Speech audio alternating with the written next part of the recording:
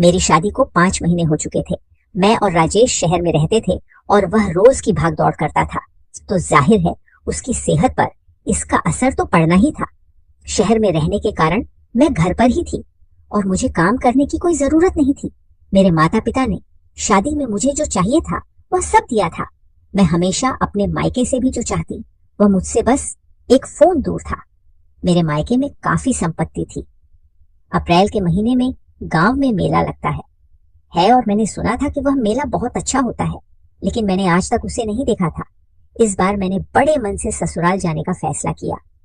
ससुर जी गांव में खेती करते थे और घर में सासू माँ थी जो मेरे आने से पहले सब काम संभालती थी।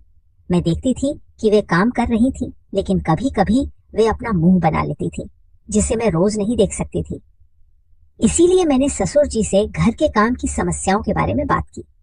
मैंने उन्हें घर में काम करने वाली एक महिला रखने की सलाह दी। ससुर जी ने शाम को एक काम वाली महिला को बुला लिया। अब मुझे और सासू माँ को घर के काम करने की जरूरत नहीं थी, लेकिन फिर भी सासू माँ मुझे ससुर जी के पास जाकर शिकायत करती दिखी। वे कह रही थी, जब मैं बीमार होती हूँ तो तुम बाहर से सब्जी भी नहीं मंगाते और मुझे भांकरी बनानी पड़ती है, लेकिन तुम्हारी बहू 2 काम करके खुश हो जाती है, तो तुम काम करने वाली ले आए हो। ससुर जी ने सासू माँ की बात पर कोई जवाब नहीं दिया। कुछ दिनों बाद सासू माँ बाथरूम में गिर गई और उनके पैर में 20 दिनों के लिए प्लास्टर लग गया। अब उन्हें देखभाल की जरूरत थी, इसलिए घर में एक काम वाली महिला थी। राजेश अपनी माँ से मिलने के लिए शहर से गांव आया था और वह मुझे साथ ले जाने की सोच रहा था, लेकिन मुझे गांव का मेला देखना था और उसके बिना मैं कहीं भी नहीं जाने वाली थी। जब से मैं ससुराल आई थी, मैं ससुर जी को रोज खेत में जाते हुए देख रही थी। वे तो बड़े ही अच्छे लगते थे और उन्हें देखकर मैं भी खेत में जाने का मन बना रही थी। एक दिन मैं उनके साथ खेत में चली गई। वहां जाकर मुझे कुछ महिलाएं साड़ी पहनकर खेत में बीज डालते हुए दिखाई दी, जबकि मैंने तो एक छोटा वन पीस पहना हुआ था, क्योंकि मुझे शहर के कपड़ों की आदत हो गई थी। ससुर जी ने मेरे कपड़ों के बारे में कुछ नहीं कहा, वे मुझे वैसा ही रहने देते थे। मैंने कुछ महिलाओं के काम को ध्यान से देखा और थोड़ी देर बाद मैंने भी उनके जैसा बीज डालना शुरू कर दिया। बीज डालते डालते मैंने एक लाइन पूरी कर ली। जैसे ही मेरी लाइन खत्म हुई, मुझे पता ही नहीं चला कि ससुर जी मेरे पीछे खड़े थे।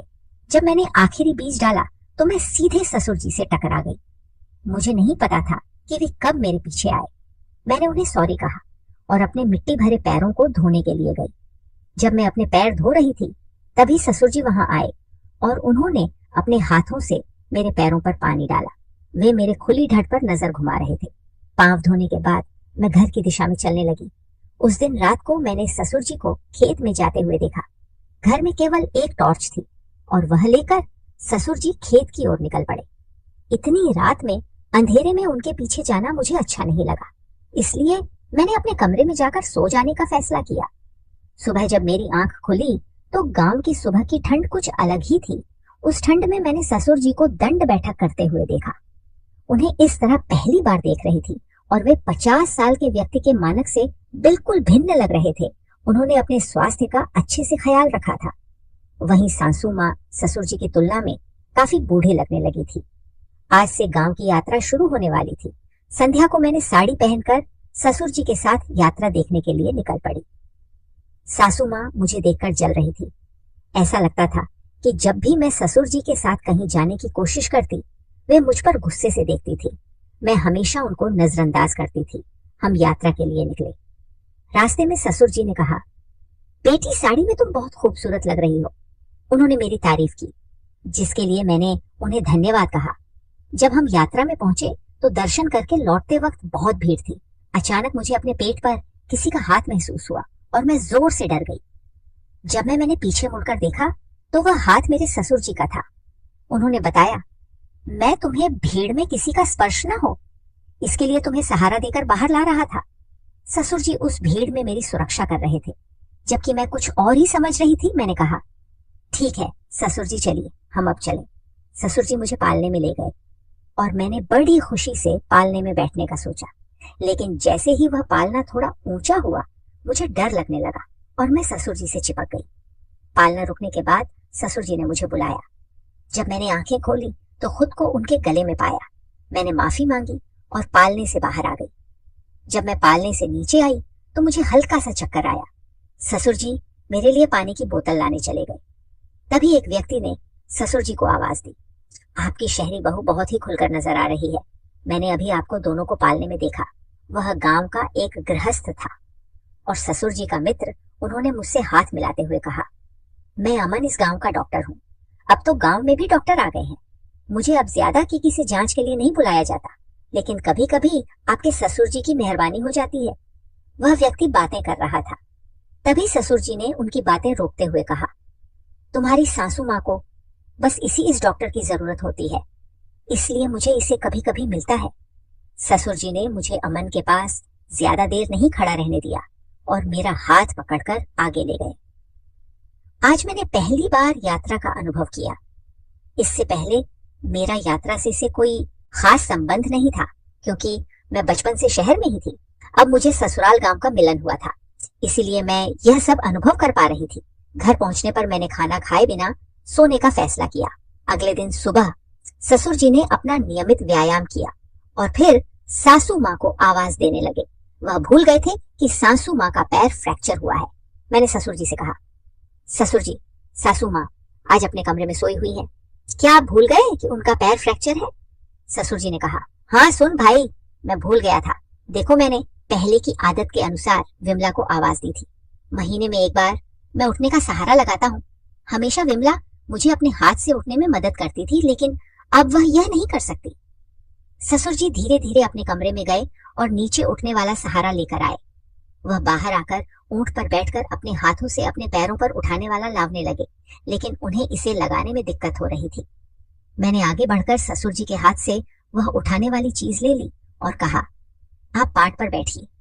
वे थोड़े शर्मीले हो रहे थे, लेकिन मुझे उनकी परवाह नहीं थी, क्योंकि मैं सोचने में खुली थी। मैंने ससुर जी से कहा, आप अपना कुर्ता भी उतारिए। अब तो वे और भी ज्यादा परेशान हो गए। मैंने उन्हें समझाया, मैं आपकी बहू नहीं, आपकी बेटी की तरह हूं, आप ऐसा समझिए। मेरे यह कहने पर भी वे लजा रहे, लेकिन जैसे ही मेरा हाथ उनकी पीठ पर लगा, उनका नकार धीरे धीरे थम गया। ससुर जी ने मुझसे उठने का सहारा लेना शुरू कर दिया। उनकी त्वचा अब भी युवा लग रही थी। जब मैंने उनका हाथ चलाया तो मैंने देखा कि उनके शरीर पर एक ठंडक सी आई। जब घर की मोलकरीन मुझे उठाने वाले के साथ रुकने को कहा और वे बाहरी बाथरूम में स्नान करने चले गए। जब वे स्नान कर रहे थे तब मैं भी घर के अंदर चली गई। ससुर जी के शरीर पर हाथ चलाने के बाद मैंने उनके व्यवहार में न कुछ बदलाव महसूस किया। मैंने सोचा नहीं था कि यह सब मेरे लिए इतना भारी पड़ जाएगा। रात को मैंने ससुर जी को खेत की ओर जाते हुए देखा। मेरी कमरे की खिड़की से खेत का रास्ता साफ नजर आता था। मुझे भी उनके साथ खेत में जाना था, और रात में खेत कैसे दिखता है यह देखना था। तो मैंने दौड़ते हुए अपने कमरे से बाहर निकली। जब तक ससुर जी खेत में नहीं गए, मैंने उन्हें पकड़ लिया। उन्हें देखकर उन्होंने कहा, बहू तुम इस वक्त यहाँ कैसे? तुमने तो सोने की बात की थी। मैंने नकारात्मक इशारा करते हुए कहा, ससुर जी मुझे रात का खेत देखना। इस पर उन्होंने कहा, देखो बेटा, रात में खेत में घास के कारण ठंड बहुत होगी, मैं तुम्हें वहां नहीं ले जा सकता। लेकिन मैं जानने पर अड़ी रही। ससुर जी ने फिर कहा, अगर तुम अंदर की ठंड सहन कर सको तो चलो, लेकिन मुझे खुद को संभालना थोड़ा मुश्किल होगा। ससुर जी चारों तरफ बहाने बना रहे थे कि मुझे अंदर ना जाने दें, मगर मैंने उनकी एक भी बात नहीं सुनी। मैंने उनकी हर शर्त मान ली। अंत में हम खेत में जाने के लिए निकल पड़े। चलते चलते मैंने उनसे पूछा, इस समय आप खेत में क्यों जाते हो? ससुर जी ने बताया, रात में जानवर फसलों को नुकसान पहुंचाते हैं, इसलिए मैं कभी कभी खेत में घूमता हूँ। बात करते करते हम खेत में पहुंच गए। वहां केवल एक हल्का सा लाइट जल रहा था और फसलों के कारण वहां बहुत ठंड थी। मुझे तो बहुत ठंड लग रही थी। उन्होंने मुझे देखा और कहा, बहू मैंने पहले ही कहा था कि तुम्हें अंदर की ठंड सहन नहीं होगी। अब तो तुम ठंडी हो गई है ना। मैं उन्हें इनकार नहीं कर सकती थी, क्योंकि वे सब कुछ देख रहे थे। ससुर जी ने मुझे अपने ऊपर एक शॉल दे दी और फिर उन्होंने मुझे वहां चल रहे लाइट के पास खड़े होने को कहा, और वे थोड़ी अंदर जाकर जांच करने लगे कि वहां कोई जानवर तो नहीं है। तब मुझे एक अजीब आवाज सुनाई देने लगी। मैंने ससुर जी से उस आवाज के बारे में पूछा तो उन्होंने कहा, रात में कई बार ऐसी आवाज आती है, लेकिन डरने की कोई जरूरत नहीं है। मेरा हाथ पकड़ो और आगे बढ़ो। मैंने ससुर जी का हाथ पकड़कर आगे बढ़ने लगी। अचानक मेरा पैर वहां पड़े, एक पत्थर में अड़ गया और मैं ससुर जी के ऊपर गिर गई। हम दोनों गलती से एक गन्ने के ढेर पर पड़े थे और हम एक दूसरे के बहुत करीब आ गए। उनकी धड़कन थोड़ी तेज हो गई थी। ससुर जी ने कहा, आज पहली बार तुम्हारी सासू जी के बाद कोई दूसरी महिला इतनी पास आई है। यह सुनकर मैं तुरंत उनसे दूर हो गई और कहा, ससुर जी, मेरा पैर गलती से अड़ा था और मैं आ पर गिरी। ऐसा कोई और मतलब नहीं है। मैंने यह भी कहा कि मैं खेत का रास्ता नहीं जानती, इसीलिए मुझे घर पहुंचने तक आपका हाथ पकड़कर चलना पड़ा। जब हम खेत से बाहर आए तो हमें अमन मिले। उन्होंने हमें नीचे से ऊपर तक देखा। मेरा हाथ अभी भी ससुर जी के हाथ में था। इससे उन्हें मेरे संबंध पर शक हुआ। जैसे ही मेरी नजर उन पर पड़ी, मैंने ससुर जी का हाथ छोड़ दिया और घर की दिशा में बढ़क घर पहुंचते ही दरवाजे पर काम वाली मुझे नजर आई। मैंने उनकी तरफ ध्यान नहीं दिया और अपने कमरे में चली गई। दूसरे दिन सुबह डॉक्टर घर आए। उन्होंने मुझे ऐसी नजर से देखा कि मुझे अजीब सा लगा। ससुर जी ने उन्हें बड़ी आंखों से देखा तो उन्होंने मेरी तरफ देखना बंद कर दिया और फिर सासू माँ के कमरे में चले गए, जहां वे उनकी जांच के लिए आए थे, सासू माँ के कमरे में। मैं आज नहीं गई। जब डॉक्टर सासू माँ के कमरे से बाहर आए तब ससुर जी उन्हें घर के बाहर छोड़ने गए। इसी दौरान काम वाली माँ के कमरे से बाहर आई और कहा, बड़ी मालकिन ने आपको अंदर बुलाया है। काम वाली मुझे बताकर किचन में चली गई और मैं सासू माँ के कमरे में गई। अंदर जाते ही मैंने उनकी तबीयत के बारे में पूछा तो सासू माँ बोली, मेरी तबीयत की बात छोड़, लेकिन तुम्हारा क्या चल रहा है? तुमने मुझे प्लास्टर करवाकर एक कमरे में बैठा दिया और तुम अपने सासरे के करीब जाने का प्रयास कर रही हो। उन्होंने कहा, सुन, तुम अपने ससुर को सामान्य पुरुष ना समझो। एक बार अगर वह फा हो जाए तो तुम्हारी बुरी हालत हो जाएगी। उनकी उम्र में पुरुष और भी सक्रिय होते हैं। अगर तुम उनके करीब जाने का प्रयास करोगी तो एक रात में ही वह तुम्हारा नामो निशान मिटा देंगे। तुम्हारे सासरे के साथ जो कुछ भी हो रहा है वह सब मेरे कानों तक पहुंच चुका है। सासू माँ ने मुझ पर बिल्कुल गलत आरोप लगाए थे। मैंने पहले कभी ऐसी बातें नहीं सुनी थी और मुझे उनके बोलने का बहुत बुरा लगा। मैं रोती हुई उनके कमरे से बाहर आ गई। मैंने अपने कमरे में जाकर रोने लगी। कुछ ही देर बाद ससुर जी वहां आए और मुझे रोता हुआ देखकर मेरे पास बैठ गए। मैंने उन्हें सासू माँ और मेरे बीच हुई बातचीत के बारे में बताया। ससुर जी ने कहा, बहू, तुम्हें अपनी सासू माँ की बातों पर ध्यान नहीं देना चाहिए। वह खुद बूढ़ी हो गई है और अब मुझ पर शक करने लगी है। तुम्हारा स्वभाव तो खुला है और मुझे पता है सासू माँ की बातों का ससुर जी पर कोई असर नहीं हुआ। उन्होंने मेरा चेहरा पचकर मुझे गले लगा लिया। मुझे उनके समुद्र जैसे स्वभाव को समझने का अच्छा मौका मिला था और यह एक बढ़िया मौका था अपनी बातें उनसे साझा करने का। फिर मैंने उनके गले से हटकर अपने कमरे का दरवाजा बंद किया और ससुर जी के पास बैठ गई। मैंने कहा, ससुर जी, मुझे आपसे एक महत्वपूर्ण बात करनी है। मैंने उन्हें अपने और राजे के बीच का एक राज बताया कि मुझे कभी बच्चा नहीं हो सकता। आज मैंने ससुर जी को बता दिया कि मैं उन्हें कभी नाती नहीं दे पाऊंगी।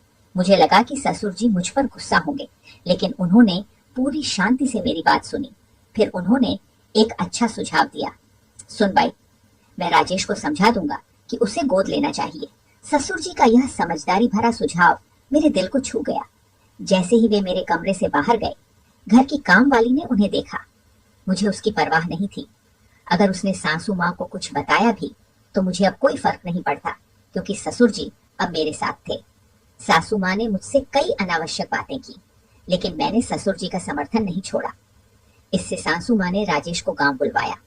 जब वह गांव आया, उस दिन रात को हम दोनों के बीच बहस हुई। मैंने ससुर जी से कहा कि हमारे कमरे में सोने के लिए उन्हें मेरी बात सुनकर कोई दिक्कत नहीं हुई।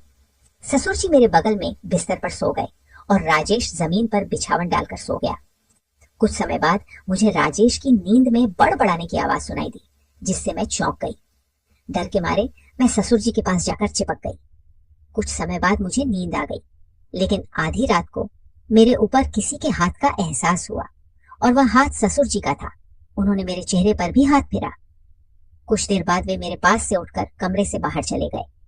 जब मैंने उन्हें बाहर जाते देखा तो मैं भी उनके पीछे चली गई। उस रात उन्होंने कई काम अधूरे छोड़कर कमरे से बाहर बाहर निकलने का फैसला किया। मैंने ठान लिया था कि मैं आज ससुर जी को दूर नहीं जाने दूंगी। मुझे समझ में आ गया था कि आज रात उन्हें मुझसे क्या चाहिए। ससुर जी अब खेत की ओर जा रहे थे, तो मैंने छुपकर उनके पीछे जाना शुरू कर दिया। आज वे खेत के एक अलग हिस्से में गए थे और वहां एक छोटी सी कुटी में दाखिल हुए।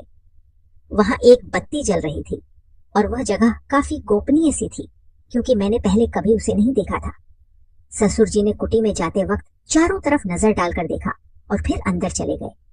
मैं एक पेड़ के पीछे छुप गई। जैसे ही ससुर जी अंदर गए, मैंने पेड़ के पीछे से बाहर आकर उस कुटी की ओर बढ़ने लगी। अंदर से मुझे एक महिला के रोने की आवाज सुनाई देने लगी। जब मैं खिड़की से झांक कर देखने लगी तो मेरे पैरों तले से जमीन खिसक गई। अंदर एक महिला थी जो प्रेग्नेंट लग रही थी। ससुर जी और सासू माँ से छिपाकर इस तरह की बातें कर रहे थे। वहां अमन डॉक्टर भी मौजूद था जो उस महिला की जांच कर रहा था। ससुर जी ने कहा, आज से हम अच्छी ट्रीटमेंट शुरू करेंगे। ये बच्चा हमें सुरक्षित चाहिए और इसकी दूसरी माँ बाहर इंतजार कर रही है। मैंने इसके लिए एक धनी माँ ढूंढ ली है और यह बच्चा मैं उसे ही दूंगा। यह सुनकर वह महिला बोली, मेरे बच्चे को मुझसे दूर मत करो, मुझे यहाँ से जाने दो। ससुर जी ने कहा, एक बार जब तुम अपने बच्चे को जन्म दे दोगी तो मैं तुम्हें यहाँ से भगा दूंगा। उनकी बातें सुनते हुए अचानक मेरे पैरों के नीचे कुछ चलने जैसा एहसास हुआ और मैं जोर से चिल्ला पड़ी। मेरी आवाज सुनकर ससुर जी और अमन दोनों बाहर आ गए। मुझे वहां देखकर वे दोनों भी चौंक गए। मैं उन्हें किनारे करते हुए कुटी के अंदर चले गई। ससुर जी भी मेरे पीछे आ गए। मैंने उनसे पूछा, ससुर जी ये सब क्या है? तो उन्होंने बताना शुरू किया, ही माई को हमारे खेत में काम करने के लिए रखा है। उसके पति ने उसे गर्भवती होने पर छोड़ दिया और मैं उसकी मदद कर रहा हूँ।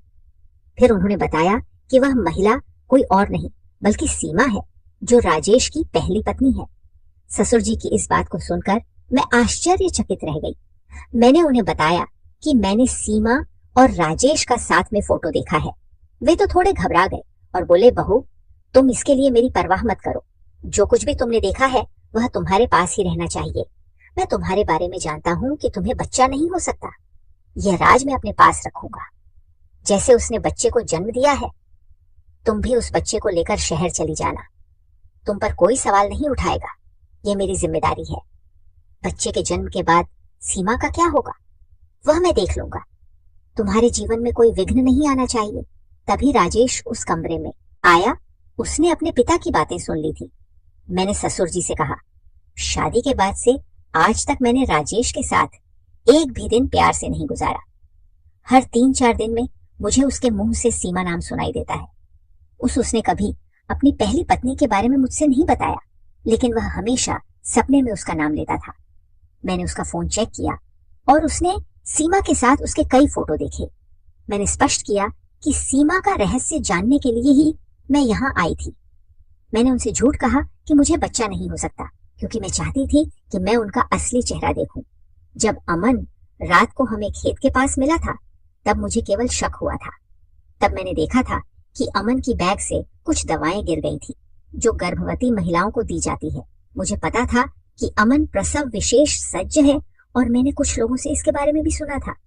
तुम्हारे अपने बच्चे को दत्तक देने की योजना थी, यह सब मैंने समझ लिया था। तभी राजेश ने कहा, बाबा आपने तो मुझे बताया था कि सीमा किसी के साथ भाग गई, लेकिन आपने उसे यहाँ क्यों बंद रखा है? ससुर जी इस पर कुछ नहीं कह रहे थे, बस सिर झुकाकर खड़े थे। तभी सीमा बोली, राजेश जब तुम शहर में थे तब तुम्हारे माँ बाप मुझसे पैसे मांगते। मेरे पिता ने शादी में दहेज के लिए अपनी खेती बेच दी थी और अब उनके पास कुछ भी नहीं बचा। मैंने उनके सामने पैसे मांगने की हिम्मत भी नहीं की। तुम्हारे माँ बाप ने मेरा बहुत उत्पीड़न किया। तुम्हारे विश्वास को उन्होंने अपने फायदे के लिए इस्तेमाल किया। उन्होंने कहा कि मैं भाग गई हूँ क्योंकि वे तुम्हारा विवाह किसी और अमीर लड़की से कराना चाहते थे। वह अमीर लड़की उनके लिए काफी पैसे दे सकती थी। तुमने उनके शब्दों पर विश्वास किया और यह मान लिया कि मैं भाग गई हूँ, लेकिन मेरा प्यार सच्चा था, इसीलिए हमारी आज मुलाकात हो सकी। सीमा ने आगे कहा, जब ससुर जी ने मुझे यहाँ लाया तब मुझे गर्भधारण के लक्षण दिखाई देने लगे। ये बच्चा हमारे प्रेम का प्रतीक है। अगर तुम आज यहाँ नहीं आते तो इन लोगों ने मेरे साथ जो किया होता वह मैं नहीं बता सकती। ससुर जी ने पैसे के लिए राजेश की दूसरी शादी कर ली थी। मुझे शादी के समय इस बात का पता नहीं था कि राजेश की पहले से ही शादी हो चुकी है। पहली नजर में वह मुझे पसंद आया था, इसीलिए मैंने उससे शादी करने के लिए हाँ कर दी। यह सब सुनकर मैं सोच में पड़ गई। हर बात ने मुझे और उलझा दिया था। मेरे मायके से अच्छा खासा दहेज मेरे माँ बाबा ने दिया था। ससुर जी ने मेरे दहेज के पैसों से 5 एकड़ खेत खरीद लिया था। इतना मात्र नहीं, मेरे पिता ने शहर में एक फ्लैट भी खरीद कर दिया था, लेकिन राजेश को मेरे मायके के पैसों में कोई रुचि नहीं थी। उसके माँ बाप ने जो कहा उसे उसने सुन लिया था। मुझे राजेश और सीमा की आंखों में एक दूसरे के लिए प्यार दिखाई दे रहा था। दोनों ने मेरी के लिए आभार व्यक्त किया। राजेश ने मुझसे कहा, पूनम, क्या तुम्हें डर नहीं लगा? तुमने मेरी और सीमा की मुलाकात करवाई, लेकिन तुम्हें नहीं लगा कि इसका नुकसान तुम्हें होगा? मैंने कहा, राजेश, मैंने तुम्हें पैसे देकर हासिल किया है, लेकिन मैं तुम्हारा प्यार नहीं पाने में सफल नहीं हो सकी। मुझे एक इंसान के रूप में एक मूर्त नहीं चाहिए। मुझे ऐसा व्यक्ति चाहिए जो मुझसे सच्चे दिल से प्यार करता हो। तुम्हारा सच्चा प्यार सीमा है और तुम उसके साथ खुश रह सकते हो। मैं जबरदस्ती किसी का प्यार नहीं छीनना चाहती।